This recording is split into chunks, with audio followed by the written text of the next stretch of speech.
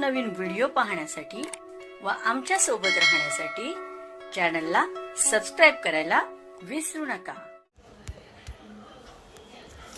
तर बघा काय माहिती आहे, देशभरातील लाखो सरकारी कर्मचारी आणि पेन्शनधारकांसाठी 8व्या वेतन आयोगाची चर्चा आता निर्णायक टप्प्यावर पोहोचली आहे।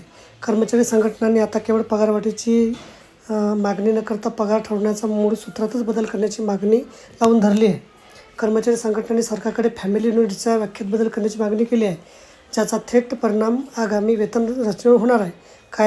काय घडलं आहे नेमकं, कर्मचाऱ्यांच्या पगारावर काय होणार परिणाम जाणून घेऊया। फॅमिली युनिट बदलाची मागणी। आतापर्यंत वेतन आयोगामध्ये फॅमिली युनिट हे 3 सदस्यांचे, ज्यात पती पत्नी आणि 2 मुले मिळून 3 युनिट मानले जात असे। मात्र वाढती महागाई, पालकांची जबाबदारी आणि बदलती सामाजिक परिस्थिती पाहता कर्मचारी संघटनेने युनिट 3 वरून 5 करण्याची मागणी केली आहे। त्यामुळे पती पत्नी, 2 मुले आणि वृद्ध आईवडील यांचा समावेश असावा असा उल्लेख केला आहे। जर सरकारने फॅमिली युनिटचे सूत्र 5 सदस्यांनुसार मान्य केले तर किमान वेतनाचा आकडा मोठ्या प्रमाणात वाढू शकतो। सध्याच्या महागाई निर्देशांचा विचार करता कर्मचाऱ्यांच्या मूलभूत गरजा भागवण्यासाठी लागणारा खर्च 5 सदस्यांच्या हिशोबात मानला जाईल। त्यामुळे मूळ वेतनेत मोठी झेप पाहायला मिळेल। कर्मचारी संघटना फिटमेंट फॅक्टर 2.57 वरून वाढवून 3.86 करण्याची मागणी करत आहे। जरी मागणी मान्य झाली तर किमान मूळ वेतन 18,000 रुपयावरून थेट 26,000 ते 30,000 रुपयापर्यंत पोहोचू शकेल।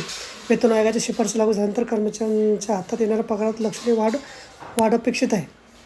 तर बघा, अशा प्रकारे अत्यंत महत्त्वाची माहिती मला समजली असेल। व्हिडिओसुद्धा आवडल्यास लाईक करा, शेअर करायला विसरू नका। धन्यवाद।